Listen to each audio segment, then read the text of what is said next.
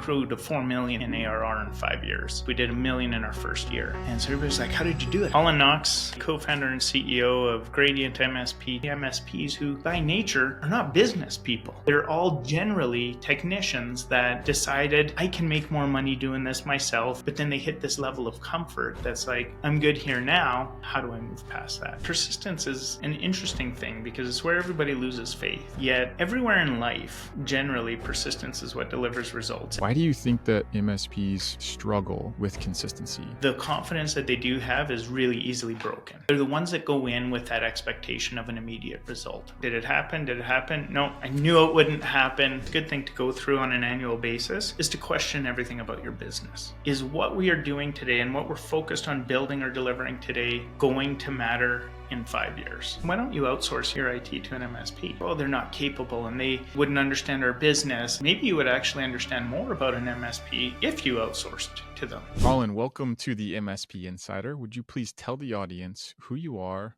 what you do, and why the hell that you do it? Yeah, great question. Colin Knox. I'm the co-founder and CEO of Gradient MSP today. Been in the MSP market this is my 21st year now. So ran and worked at a couple MSPs, ran my own MSP, moved over to the vendor side, looking to just, truly help MSPs through a few businesses. And that's a big part of what I do is try to help MSPs just be more successful in any of our business endeavors and ventures and everything else now.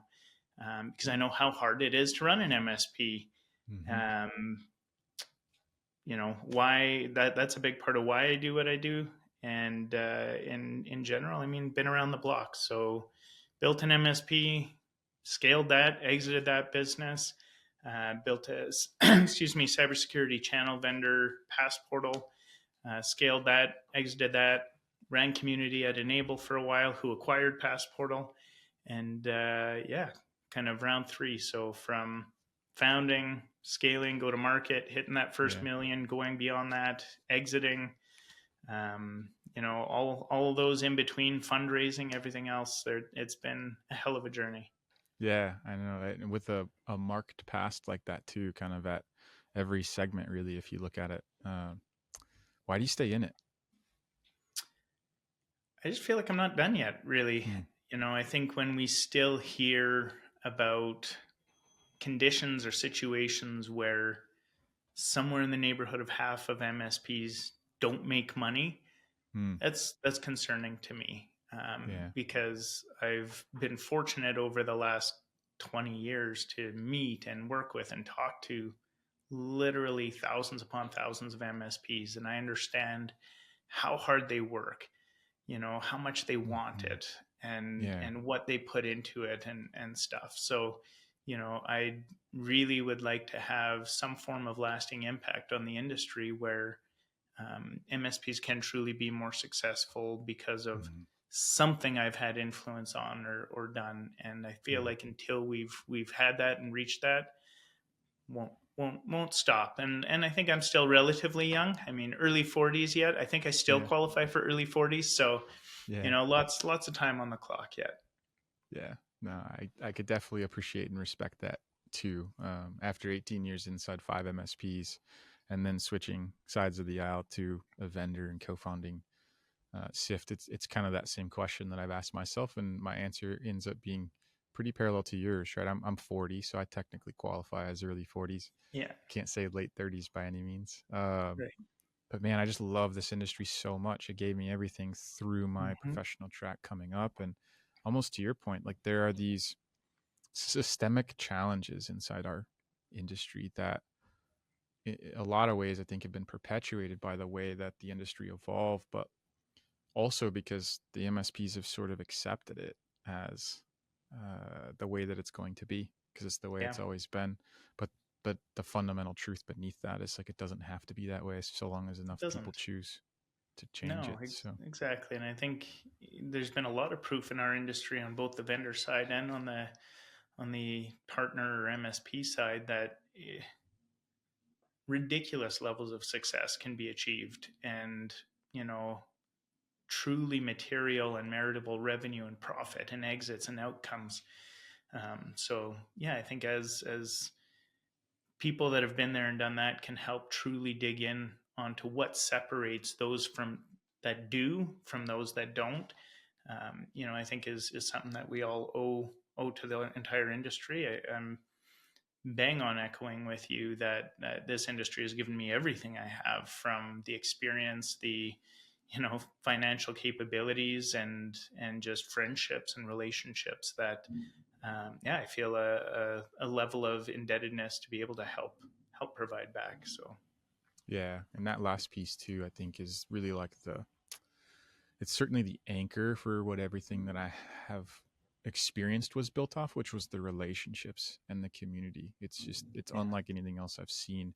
Granted, this is the only industry I've ever professionally been a part of, but tangentially I can see other industries, and there's just yeah, something insanely unique about the way that we show up, both on the vendor side really, and the channel side, if you will, and the MSP side. yeah. um, that's unique, which is almost like the inverse of the question that was left behind for you Oh boy. by one of my guests, Damian Stevens. So his question to open up this show for you was, what do you see as truly the top constraint holding MSPs back? Um, I I believe that it actually has a lot to do with that sign behind you right now, which is a challenge of just getting shit done. You know, I've probably attended hundreds of channel events over the last 10 to 15 years. And a lot of MSPs have said, hey, how did you grow? We grew to 4 million in ARR in 5 years from scratch. We did 1 million in our first year as an MSP. And so everybody's like, how did you do it? How did you do it? How did Yeah. you do it? And for a long time, I wasn't sure what the difference was. Mm-hmm. And it eventually dawned on me as I saw a lot of the same faces at the same events and, over and over and over. There seems to be I don't even know what you would call it, an ironic Mm. situation where people will talk and talk and talk about all the things that they're going to do and what's going to happen and how they're going to do it, and it's the Mm-hmm. same story over and over, but Yeah. at the end of the day they're just not doing it right. And I Yeah. think that was the big thing for us was, we came up with an idea and we went and did it. And was it Mm-hmm. was it perfect? Was it, polished? Was it no? But Yeah. we took action and we just got shit done. In fact, I love that that's back there, because when we were building Passportal, it was literally our number one core value as a business internally was Mm. just get shit done, right? Yeah. And I Mm-hmm. think that is the number one thing that holds people back, Yeah. is just not doing what they say they're going to do.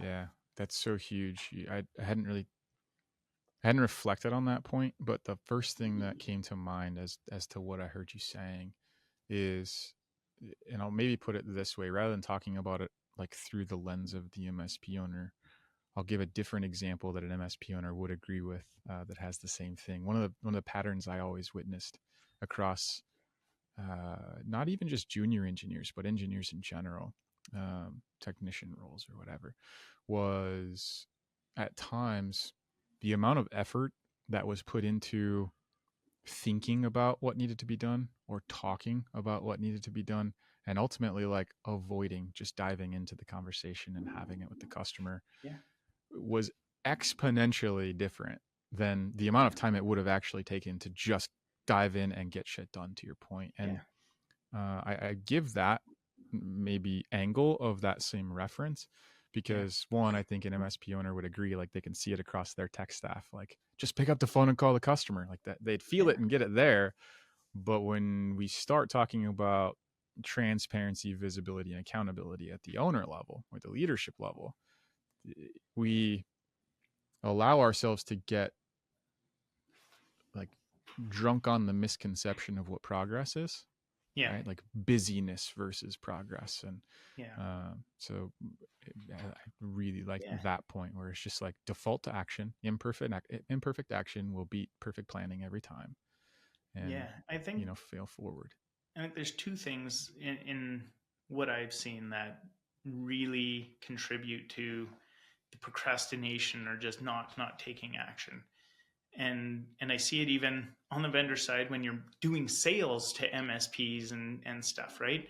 Mm-hmm. But I think two of the things are, an expectation or requirement of certainty, Mm. and then the other, right, and we're all Yeah. technically minded people, right? No, Mm. I want to overanalyze this, over calculate it, be sure everything Yeah. else. Well, perfect is the enemy of progress, and just having anything done. Yeah. So there's that element of a requirement that's, in my opinion, unreasonable for certainty. Mm-hmm. And I think the other one is a lack of belief, and truly a lack of Mm. confidence. And I think that they both kind of influence each other. You Yeah. know, there's been so many conversations you can have with the one person shops that are, hey, and they're doing decent, and they're probably doing, a couple $100,000 a Mm-hmm. year in revenue, and that's flowing through to them as a salary and everything else. And that's how they afford to go to 10 shows a year Yeah. and see all these people and travel and do all these things. Um, and so, but they say, oh, the business just isn't growing. Well, you're not giving Mm-hmm. it its focus, right? Well, Yeah. but I'm only one person and I only have so much capacity. Right. Okay, well then why don't you hire somebody to Mm. take at least half of your technical load from you Yeah. and focus on growing the business? Oh, Mm-hmm. I can't do that. Well, why not? Well, because I can't. Do you really need to be paying yourself 150, 200, $250,000 a year when you can, carve off 50, 75K of that for a decent quality Mm-hmm. technician to come in and do stuff? It just comes down to confidence. They're not confident they can Yeah. refill the sales pipeline and close business and grow it. They're not confident that they can manage a person or Mm. transition properly, and that they haven't done a good enough job in building relationships with their clients to transition to somebody else doing the work. Mm-hmm. And a lot of that comes down to certainty of who am I hiring? I need to hire the Yeah. perfect person. No, you just need to hire a person. Oh, I Yeah. need to have the perfect pitch and offer and this and that and marketing engine and brand and everything. No, you just need a brand. You just need a lead. Mm-hmm. All of these types of things to move the business forward. And I think that's just the big thing, that they get in this vicious cycle of, I need to be sure about all this stuff. And then I get to that level of certainty, but then it's like, yeah, but I don't think I can do it, or I don't think this is going to happen, or what if it Yeah. doesn't? And Mm-hmm. that just paralyzes them from actually growing and taking that step. Whereas, to something you said earlier, and it was a great thing that I saw in an podcaster interview that Will Smith, oddly enough, was a part of. And he goes, Mm. he talks about how everything you want is on the other side of your Mm. fear, right? Yeah. And he talks about when he went skydiving the first time. And he's like, Mm-hmm. it's that thing, and you're at the door, like, holy crap! I was so nervous. I didn't sleep Yeah. the night before. I Right. didn't eat breakfast. I couldn't eat. I was sick to my stomach. I went, and then you get there and you're like, holy crap! All of that for this one Mm. second decision to just step off the plane, Right. and then everything I wanted to experience, I got. Yeah. Right. And I think it is that holds up anybody, but especially Mm. MSPs, who by nature are not business people, Yeah. right? They're Right. all generally technicians that decided, I can make more money doing this myself, or, I don't want to put up with some form of bullshit or something else that's going on Mm-hmm. in the business, and they just go and do it. And it's Yeah. driven out of their own need and desire and stuff like that. But then they Mm-hmm. hit this level of comfort that's like, okay, I'm good here now. Yeah. How do I move past that? Yeah. I love that illustration that you used too about skydiving, having done that as well. It was at a time in my life where I was really working on practicing presence far more than anything else, right? And like the power in presence. And what I used to maybe tie into what the example that you gave, that Will Smith gave, was like knowing that you were going to go. And even to your point, if it ruined his night's sleep before and he didn't eat breakfast and was stressed and like didn't sleep, and like you really have to think about the compounding inverse return of not staying present in just the one moment to make the decision to jump, right? Like how could or would that have affected his life's experience if he wouldn't have created such emotional debt first Everything. leading up to the thing Everything. and just Yeah. doing it, right? And skydiving might be an outlying example, but it's really not. To your point, it's in every single day's decision. It could be something as small as a ticket, as small as the Yep. phone call, as small as that customer who's frustrated and you don't know how to like interact. Like Yeah. but it's everything. Like you can't live in the future or the past. You have to pull yourself into the right here, right Yeah. now. What can I control? What can I decide? And what Yeah. can I do? Um, all the way up to the ending. So like when I jumped, the case in point there, the only expectation I had was not met after I jumped because it didn't feel like anything I could associate it with Yeah. before. I expected a roller coaster feeling, but if you think about the difference, like roller coasters, gravity pulling you down in that car, right? Which is why you feel your stomach go through your throat and it's all weird. Yeah. Jumping out of the plane was the most tranquil thing I've ever done, and yet Yeah. the most thrilling and like embodied thing I'd ever done. And by the time I hit the ground, I wanted to jump straight back in the plane and go do it Yeah. again because I was present for the entire experience. Yeah. And I think Well, that, and you know, go ahead. I think it's interesting because a lot of people will generally come up with what they think in their head, and the barrier is worst Mm, case scenario, yeah, yeah, right? right. But it's actually often not the worst Hmm. case scenario, Yeah, right? So right. you'll have a thing, and I'll go back to the MSP days. So, you know, when I started my MSP, it was a quick, we'll take on any customer, we'll take on any Hmm. business, we got stuff going, and you know, we'll figure it out from there. And then as it was, you know, even in that first year, we need to transition to managed services. Hmm. And I remember, you know, reading some book. I don't even remember which of the million of MSP experts Yeah. out there that wrote this book or whatever, but it said, you know, it's the ultimatum conversation with your clients. Go in, speak to your client and say, we're moving to managed services. This is how much it's going to cost. Blah blah blah. Hmm. If you can't do that, we can't continue to support you. And I had the first client that I was going to have that conversation with, and same thing was this. Oh my god! Oh my god! Oh my god! Yeah. And in my head, I went to, I'm going to lose their business, and it's going to put me out of business, and this Hmm. and that, and then I'm out of a job, and I'm doing that stuff, right? Where Yeah. if you actually take a step back and you do actually play out what the likelihood worst case scenario is, and it's Hmm. what finally got me to have the conversation with them was, okay, so if this customer takes this ultimatum and says, no dice, no deal, Yeah. looks like we're done here. Okay, well, by the hour that they're paying me, I'm making $1,000 a month off of them. I'm not having this conversation with every customer I have at the same time. So I'm not going to lose all of my customers. Hmm. I might lose $1,000 a month. And then I can recalibrate and recalculate and decide how do I want to approach this with other customers to mitigate that or whatever else. Yeah. Right. And this is Hmm. what always kind of holds us up is that, okay, well, that's actually not so bad. $1,000 a month. I can, you know, all I need is one of the other customers to go ahead and take the managed, and I've offset that, and that's Right. fine. Right. And so then you go and you Hmm. have that conversation, and they go, yeah, no, no, no, no, no. We love working with you guys. You guys are so good. You know so much. You already fixed these things. We don't want to lose you. Good. We're good to go with it. And we like the cost certainty aspect. Yeah. Right. I was like, oh, I wasn't so bad. Let's go on to the next one. Let's go on to the next one. But they have this, you know, thing of what in their mind that their life is over if this doesn't Yeah. go according to plan, when Right. it's really not. And even if you went out of business, let's play that one out. Hmm. You're a highly employable person. So Right. you can go and take a job somewhere else and earn a living and recalibrate and figure out things going forward, right? Yeah.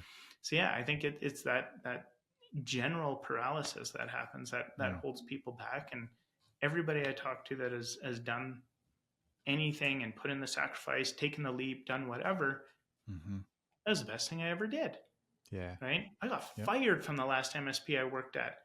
I was terrified of being fired and everything else. Hmm. It was the best thing that ever happened to me, because then Yep. I finally got the kick in the ass I needed to start my MSP, to start Absolutely. going with things, to move on. So Hmm. yeah, Yeah, I completely resonate with all of that. At the height of my learning, growing, and executing, the revenue team, the growth team, and like doubling and tripling revenue targets from company history, and like blowing things out and figuring out like cracking that code, and then getting fired.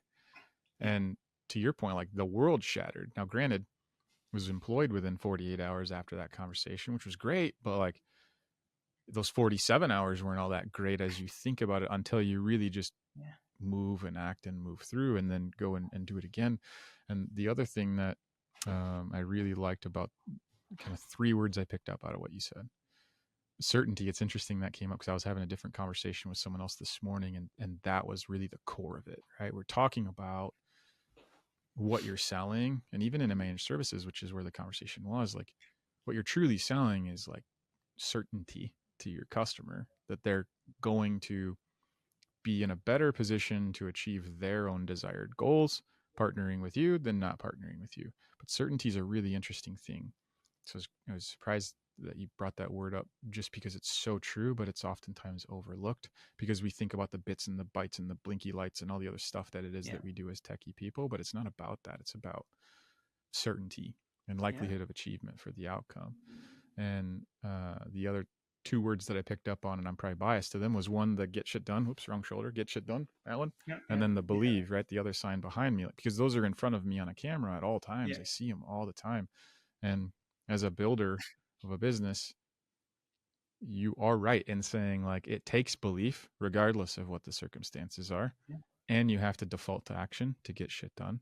And you have to do a lot of things scared. And you're figuring things out while you're executing the whole time, but you just can't stop. Which did bring me to one of the last thoughts, was like the capstone to what you were saying.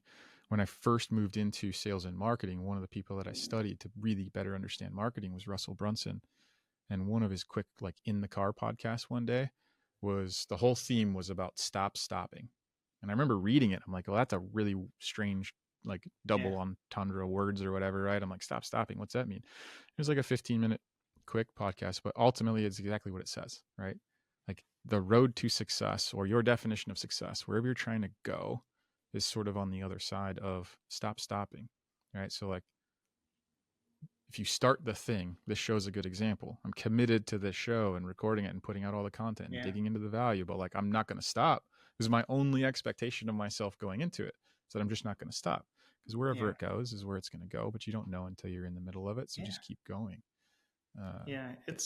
Persistence is an interesting thing because it's where everybody loses faith, right? Mm-hmm. Yet everywhere in life, generally persistence is what delivers results. And in a lot of cases people accept that, except Yeah. for in business or success necessarily Mm-hmm. as defined by, some business outcome or money or financial Mm-hmm. result. Yeah. And it's funny because, I don't go to the gym one time and then expect to be, you know, changing and see a six pack on Mm-hmm. on myself. Yeah. So if I know that it's going to take persistence in that, and I'll see gradual improvement and stuff that's going to happen, but everybody seems to think that I need to launch this one feature, I need to launch this one service, I need to do this one thing, Mm-hmm. and one marketing campaign, and all of a sudden my business is going to blow up. Yeah. And then it doesn't happen. Right. And they're met with this disdain and despair and like, oh man, that marketing doesn't work for MSPs. No, you did one thing, Mm-hmm. right? You need to Yeah. market. You need 10 to 12 touches to even get an engagement or like a response back from somebody, Yeah. right? You can't just send one thing out there or run something for 1 month. It's Mm-hmm. that persistence. Same thing with your podcast. I mean, you can't do one episode and expect to get 1 million views Yeah. on that. And if this doesn't happen, well, screw this. This was a waste of Right. my time. No, it builds up over time. It's the same thing with business, showing up consistently, iterating on things over time and showing it. And then that's when everybody sees and thinks that there's this overnight success that, Mm-hmm. oh, well, your podcast is now getting so many views all the time. But it didn't take, it didn't just happen overnight. It took time to build that up, right? Yeah. Mm-hmm. Had an 8-figure exit with the last business and was super successful. yeah, the business was years in the Right. working and Yeah. iterations and showing up every single day to get there and get that. It wasn't like, hey, we built one product that took us 3 months to build. We put it on Hmm. market, and these guys came in and said, hey, we want to buy your company. Right. But that's this perception that society and Hmm. people have, and they see, oh, some MSP, they either got lucky, or oh, they got this funding to go out and acquire a Yeah. bunch of MSPs and became $100 million company. Lucky them. And Hmm. well, they still ran an MSP for 5-10 years before that to build it and prove it out, and then they had to convince people, and they probably got 100 no's Yeah. of people to give them the money to do what they ultimately did. And then they had to Hmm. compete for all of the businesses that they acquired, and they had to successfully integrate them and deal with the deals that didn't go well, and Yeah. on and on and on, right? So Hmm. it's that persistence, right? Yeah. But I think the other thing is, it would be really unfortunate for anybody to have that overnight success or immediate Yeah. success, Mm. because I feel like they wouldn't appreciate the fruits or the results of that. Right. And they would have an expectation that that would happen again. And Hmm. in my opinion, I feel like the best things that ever happen and the best success stories, and even in my own stuff, is when you start to hit that wall of Hmm. despair that this isn't working, Yeah. and you make Right. this one last desperate attempt. And I feel like in desperation there's so much power, right? Mm. Because it's Mm. the, I've got nothing Mm. else to lose, I'm just going to pour this is the best thing for me to pour it into. Yeah. And that's where you get this breakthrough, and go through all of that. And that's where you Hmm. really have that appreciation for all that risk you had, all that sacrifice you Yeah. took, and everything that built up to get you to where you were. Yeah. That's so true. There's so much wisdom packed into everything that you just said, and the essence of it. So just distill it down, right? Don't stop. So persistence. Stop stopping. Keep going. Uh, Desperation is a huge motivator, right? Like, I think there's two parts to that. One, you don't leave yourself open mentally to the susceptibility of having an alternative, right? Like, part of that is an element of the desperation of Yeah. like, there is no other way. My back is in a corner. There are no other options. The boats have been Yeah. burned. The only way is forward. Yeah. Um, and some of that is just truly like positioning yourself so that you have such clear focus and so much determination to Mm-hmm. push forward rather than maybe running in circles when you didn't realize that you were. And Yeah. something I wanted to unpack, because I know this was one of your hot buttons actually, was the what I ended up kind of calling like the consistency gap, is that, MSPs that expect results from a lack of consistent efforts. And I was there too at Yeah. one point. But you, on one of the podcasts you were on, you talked about how sustainable growth really requires like systems and not heroics. Why do you Yeah. think that MSPs struggle so much with consistency? And where do you see that hurting them the most? Um, so I think a couple things, right? I feel like one is simply patience or a lack thereof. Hmm. And I'll again go to the confidence thing. So I feel like some of the businesses or MSPs that decide, and they take a leap, they don't quite have the confidence there, Yeah. and the confidence that they do have is really easily broken if they Mm-hmm. don't see a result. They're the ones that go in with that expectation of an immediate result, right? Mm-hmm. And so they'll go and they'll do something, and wait, did it happen? Did it happen? No, I knew it wouldn't happen, whatever. And Yeah. and they'll go, Mm. you need to be patient. You need to have things happen, right? I Yeah. think it's interesting that, and I've spoken with so many businesses and stuff, and I've helped other channel vendors in their go to market stuff, and Mm-hmm. some that get it and some that don't, and some that are Yeah. already in distress or desperation, where, hey, here's how maybe your messaging should be refashioned. Mm-hmm. And they'll go and they'll update the website, and they'll expect like that week, oh man, demos are Yeah. going to start flowing and we're going to be closing Yeah.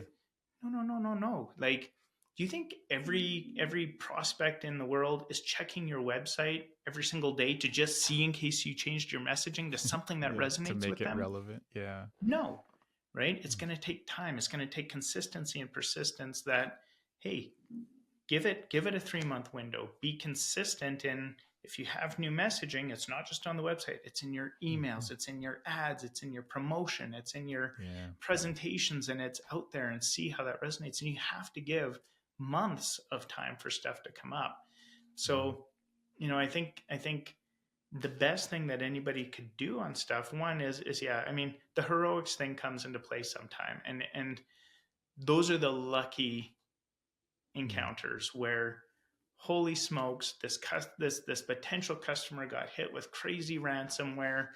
For whatever reason, I had dropped a little agent on their Mhm. computer as part of a thing. I was able to do a rollback. I saved them. We got the client. They went and told everybody about us. That's like winning the Mhm. lottery ticket. And again, if you look at how many lottery winners, to actually put it in perspective, retain their wealth or money, Mm. I think it's down at like 1% of Yeah. people who win the lottery actually still, they blow the money, they invest it poorly, they use it, and it's just gone, right? Yeah. Whereas the people generally that have put in the effort and earned the money and earned the outcomes and everything else, they preserve that capital, and it actually Mhm. compounds for them over time. But having systems in place, buying into and committing to those positions. I mean, if you make a change in your organization, and I mean, through all of the amounts of changes that I've made at all the companies that I've run and been a part of, a fundamental thing is, anytime we're actually really changing something, everybody in the company gets "Who Moved My Cheese?" And you Mm. got to read that book. And that's such an old book now, and Yeah. it's Mhm. short, and it's kind of quirky and goofy and everything else, but it's so true. Mhm. And as a leader, when you're trying to convince your team of something to make a change, you go through all of this work because you know that if they haven't bought into whatever this different thing is, this different motion, converting from ad hoc to managed services, whatever it is, Yeah. if they haven't bought into that, this is all going to fall apart.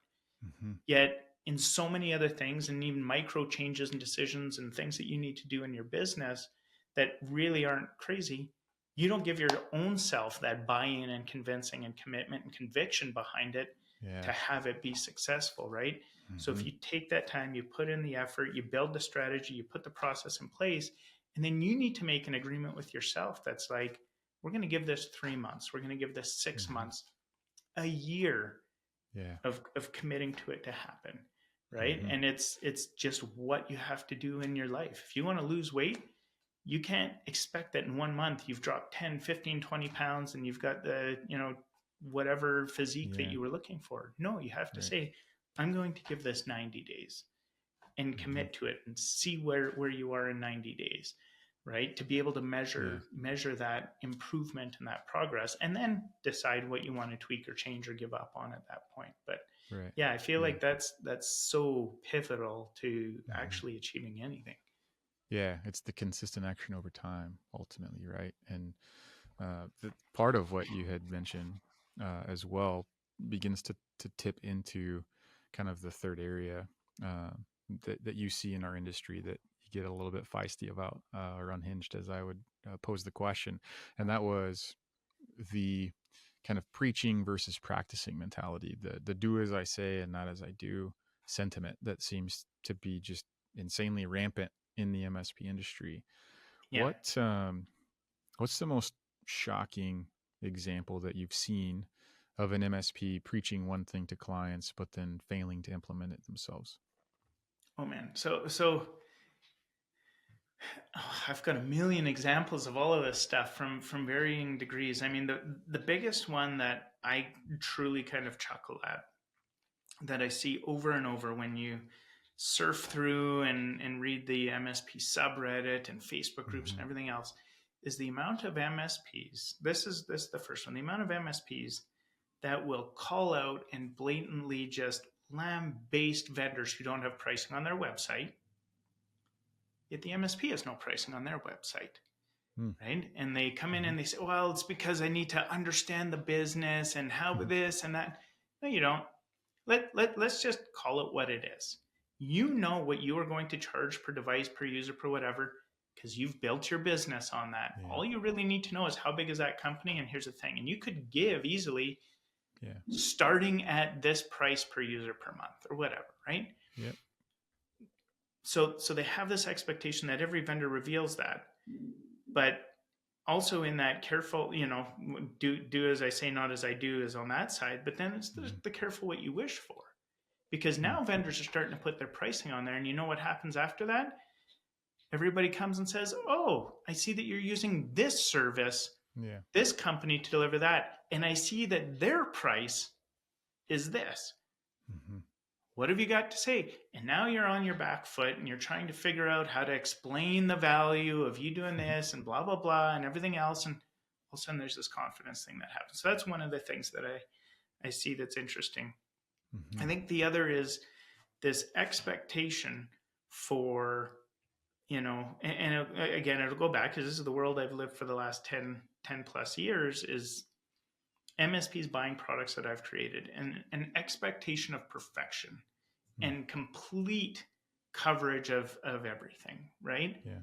Whereas when they're selling to their customers, they expect them to be forgiving and lenient, that I know I'm only 3 people. I know I don't have full automation. I know I can't do this. I can only respond in 4 hours, not 2, or answering the call in 90 seconds, but that's okay. That's okay. Whereas when I'm buying a software as an MSP, I expect them to cover integrations with my full stack and be fully in there and never go down and have backups. And if it's down for an hour, I want a full 1 month credit. What would they do if they had a client down for an hour and that client came back and asked for a full month credit, right? Like there's all of these, kind of bits of hypocrisy in there, where I'll give it, there are some MSPs that totally understand that, and you can even see them speaking up in Reddit on chats and conversations and stuff. But it's such a big thing, right? I mean, the amount of security and cybersecurity stuff that they preach to their customers that they need, mostly because they want to push a box, and still box pushing is a big part of your business, but they don't have it, or they don't use it. Right? You're not using ZTNA with your remote workers to connect into your infrastructure and solutions. Right. Why is that? You're not having, your own systems monitored for, vulnerabilities and impacts, and, full SOC monitoring to see what's going on in your. Why is that? Right? I think there's a whole lot of that. And so a big thing that we had done for a long time is, the cobbler's kids have no shoes. We did at Excel and at my MSP, we built a full amazing network system. And it was part of our tour for our customers and prospects. When they came to our office, this is our server room with the racks and the cooling and the redundant power and all of these things. And I know I see racks and computers and servers and everything else, and that's not a thing anymore, but fair. I mean, we were talking back, I sold that business in 2016. So we're a little ways out now, but that was a eat our own dog food. And we ran all of the solutions. If we said that we were quoting SonicWall and selling Sonic, we had SonicWall devices in our rack, right? If we were selling whatever antivirus flavor was out that day, we would show on our computers that we had that stuff. And that fast forwarded and went into Passportal as well. We used Passportal to manage all of our own passwords. We used our browser extensions all day, every day. We used the software to share credentials and audit and match our own compliance every day. So we knew what our customers were experiencing. We also knew what their expectations and desires were. We just recently started doing that at Gradient. We had this billing reconciliation software that this covers everything of however you'd ever want to do it and your stack and everything else, but we couldn't use our software. So now we introduced a managed service. We have our own employees and a team of people that use our software on behalf of MSPs that just want to fully offload it. And wow, guess how much we are learning now about our own product to be able to improve that and deliver better service product-wise to our customers, right? The same thing would go for an MSP. If you actually did all of the cybersecurity things that you're preaching to your customers, wow, isn't that the biggest form of endorsement possible? What's even better is that an MSP, you almost across the board get free NFR for you to use that internally, right? You almost have no reason not to be doing that stuff. You're your own case study. You're your own testimonial. and you're your own business, I can be like, you know what, you're right. XYZ monitoring application really does Mm-hmm. crater our systems. This Yeah. sucks, right? Let's Mm-hmm. pull that off and move to a different one. Your Yeah. customer experience just turns up, and your retention is better, and your advocacy is better, everything else. Mm-hmm.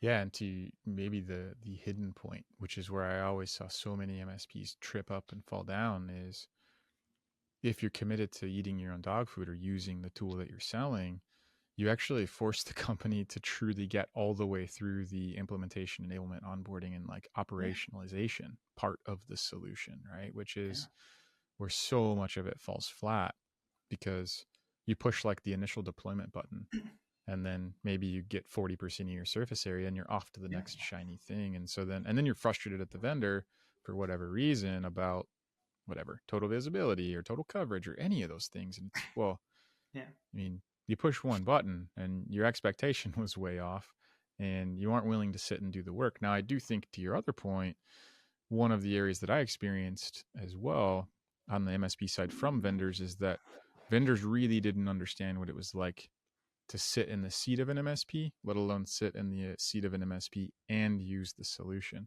So yeah, they didn't ever understand by adopting this uh, by adopting this solution, it creates one or more additional problems. It's the vendor's responsibility to really understand and articulate and see through what those yeah, problems are their solution creates and then solve for them to the best of their ability in whatever mitigation possibility they have. It might be training, might be a team, might be professional services like you described. It might also just yeah, be developing the product slightly different or making an adjustment.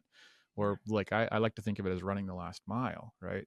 If you understand how the technician at the MSP sits in the seat and does their job, you might be able to adjust the way that the UI functions to better suit the way that individual is sitting in the 100%, chair doing their job. 100%. And that's where I think the symbiotic relationship is broken between the MSPs doing the work and the vendors that are supporting the MSPs to do the work. Yeah. Well, I think to be fair, so we've talked a lot about the MSPs that have this approach, but I think it's Mm-hmm. there's the same irony or juxtapose on the vendor side where, if you're a channel only vendor, and believe me, Mm-hmm. there is a drastic difference between channel only and channel friendly.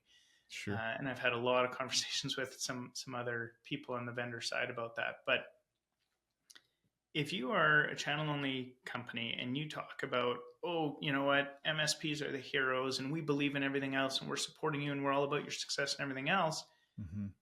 then why don't you outsource your IT to an MSP, right? Why? Yeah.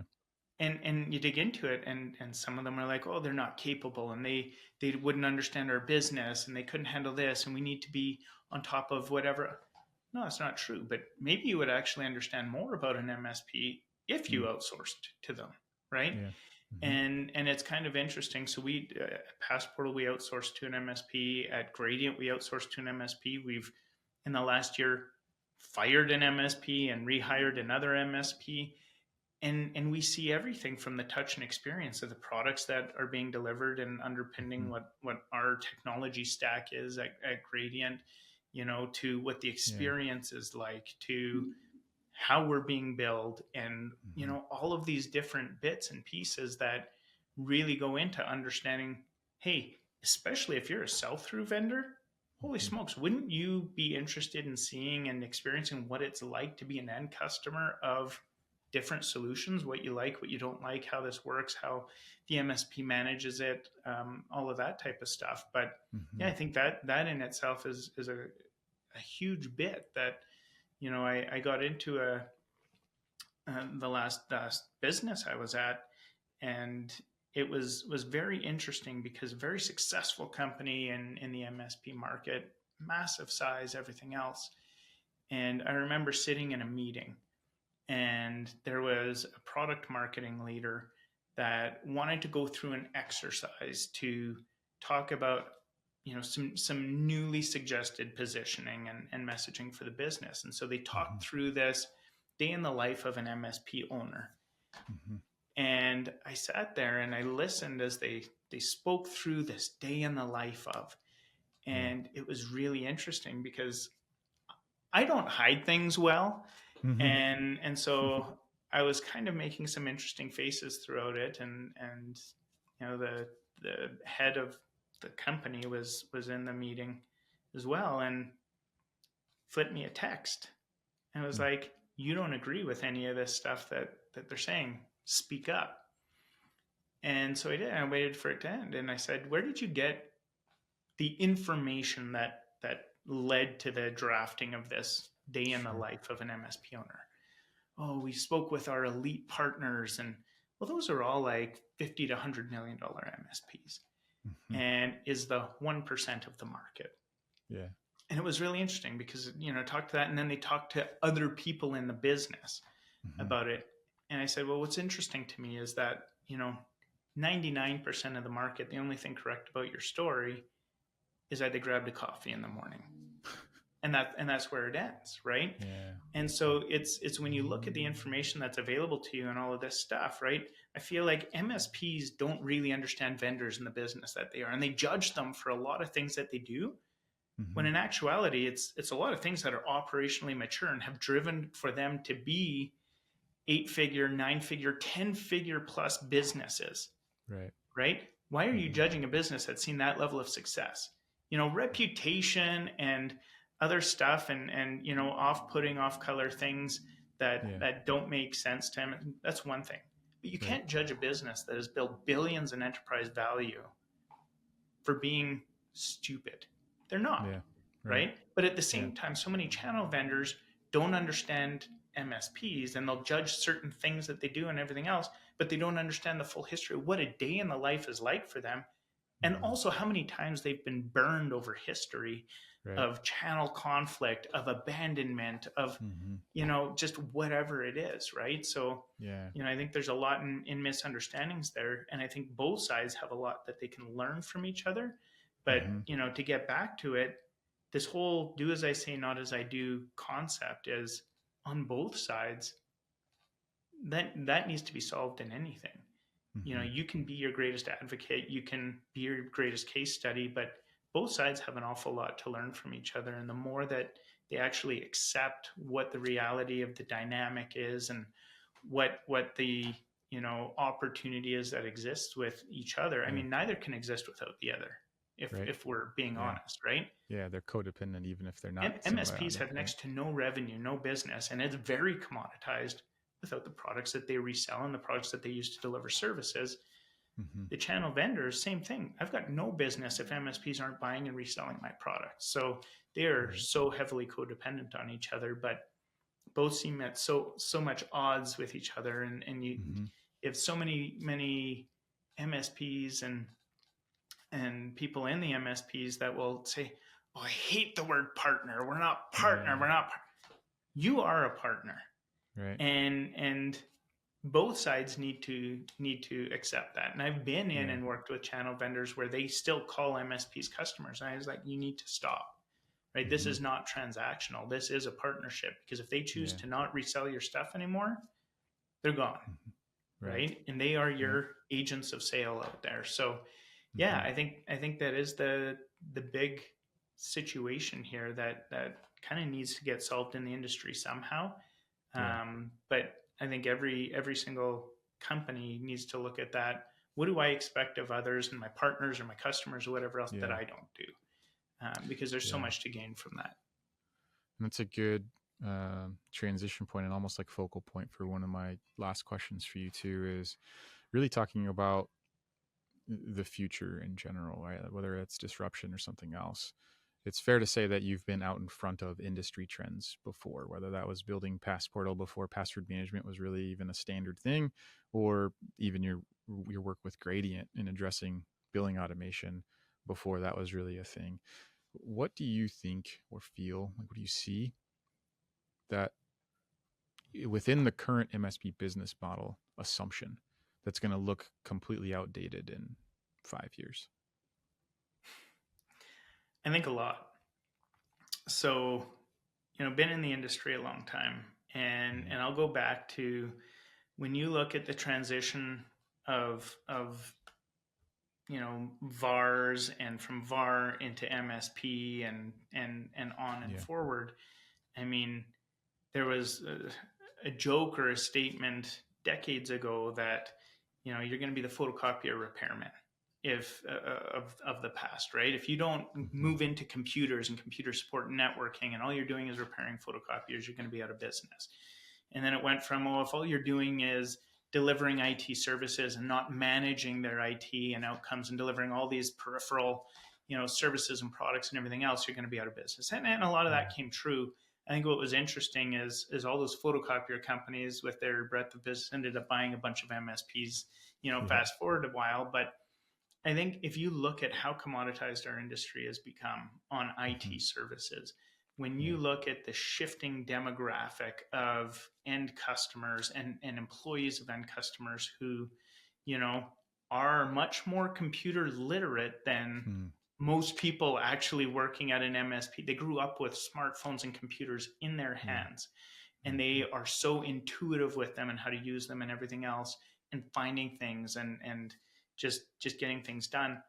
I do believe that with that shifting demographic and the ridiculous acceleration of AI and generative AI and agentic AI and everything, and it's funny I'm talking to you about this, but Yeah. I do believe that in the next 5 to 10 years, there will be no need for tier one, tier two technicians. And it's funny because one of my other gripes with the industry is this whole VCIO term and service that MSPs offer, because they put a $45,000 to $50,000 a year employee with 2 years IT experience in this VCIO role and expect customers to trust this person to build their IT strategy and roadmap and budget. And give me a break. But here's what I will say is if you haven't up-leveled yourself to be a true CIO and that advisor and the person that stands at that intersection of technology and business for those companies, you will be obsolete. You cannot deliver as good or responsive or as considerate and courteous of a service as an AI agent does today. Actually, I do believe I've had better conversations with AI agents than I have with customer service representatives, right? So the experience is out there. You can't give as quick an answer, as quick a solution, and you shouldn't be burning that much time and money and effort and resources on doing those things. Level up, upskill your team to be able to deliver that intangible that can't be, right? And what is that? That's understanding how technology works. That understands the nuance of the business of your customers and moves into that advisory. And this isn't about an MBA. I mean, we hire MBAs to do stuff for us, but no, we need people that understand the business, that understand the technology, and can translate that stuff in between.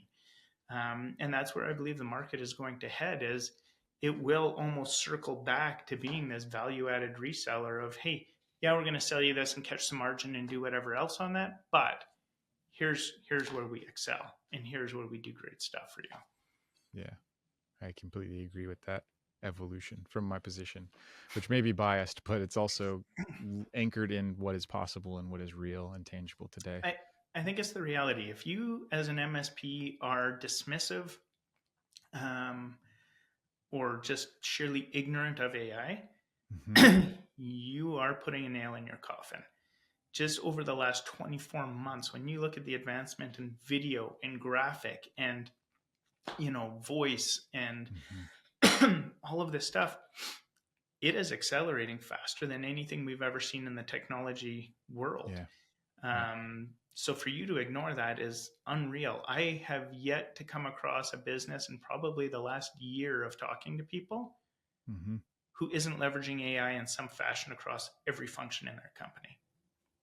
That could be as simple as their content creator using ChatGPT to write blogs for them. Sure. It could be, customer service reps drafting email responses to pissed off customers. Every single function in every business is using it. And you as the technology advisors and technology, cornerstone of your customers' worlds and business, if you're not adapted to it, if you're not using it, you are out to lunch. And I say this not selling anything AI. I have no business in the AI realm, right? But it is the reality. Yeah. So based on everything that we've discussed, what is one action that every single MSP owner should take tomorrow that goes against common industry advice?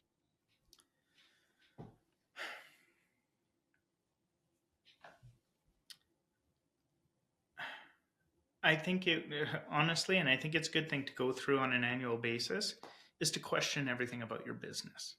Hmm. And the way that I look at it when we do even quarterly or semi-annual strategy sessions in my businesses is what we are doing today and what we're focused on building or delivering today going to matter in 5 years? Or is it going to be obsolete? Is it going to be obsolete, or is it not going to matter? And obsolescence can be as simple as, hey, something else has replaced it, something better's come along, whatever. Okay, well, what is that better thing? And let's start building that Yeah. now. The other thing could be is it's just not necessary anymore, right? And so it's funny, and I keep going to podcasts and stuff and other successful people, but you look at Jeff Bezos's advice on what to build and what to deliver, and he looks at what won't change in the next 10 years, 20 years. What remains the same? What is constant that I can solve for in any iteration? And I think as an MSP, you need to look at every facet of your business. How do I procure things? What am I procuring? What am I selling? How am I selling? To who am I selling? What services am I delivering? How am I delivering those services? Is all of that going to be the same in 1 year, 2 years, 5 years, or not? And what is going to be different about those things, and question them? I mean, when we looked at in our MSP, what drove the greatest growth for us was, hey, look, we look at all these things and people aren't going to accept that small businesses don't get hacked. And that was our thing, right? Is we heard this all the time from customers, and we were trying to put security solutions in. Hey, we're not a target, we're not a target, we're not a target. Yeah. Well, guess what? Now they're a massive target. So we doubled down on cybersecurity and we focused on that. And that got us to skate to where the puck is going to be, not where is it now, right? And I feel like it's the same across the board. Start preparing and playing with AI. And if you think that you need to wait for AI to be perfect, you're going to miss the boat, right? If you think that, not leveling and upskilling and finding true CIO type quality people to deliver a technology advisory service is going to be a huge risk for you, it's not. That stuff, it's just one of those things, right? How do your customers expect to be serviced? And I would look at all of that and question all of that instead of just doubling down on what you're doing today. Yeah, it's great advice. And you even offered pretty much a roadmap to go do it. If people just rewind 3 minutes and go really systematically, like write every question Colin just said out on a whiteboard and start mapping it and then stop stopping. It's introspection can be one of the most powerful things you do for your business. And yet, because of the nature of our business as MSPs, we're constantly focused on catching the falling daggers that we're not really situationally aware so much as to like, where am I going in such a way that the daggers won't fall anymore, right? And like, so where can you prevent some of those? So great advice. Colin, if people have enjoyed listening to you, want to know a little bit more about you, what you do, how you help, where's the best place for people to get in touch with you? Honestly, probably LinkedIn, just at Reality Knox. I think is my handle on that. But yeah, give me a follow, connect with me, try to stay fairly active on there. And yeah, awesome. And then your opportunity to potentially ruin the next guest's day. If you could leave one question behind for that guest, what would that question be? Actually, you know what? I think what is their top regret over the last 10 years in business of the thing that they knew they should have done but didn't do? I feel like you should get some good stories out of that.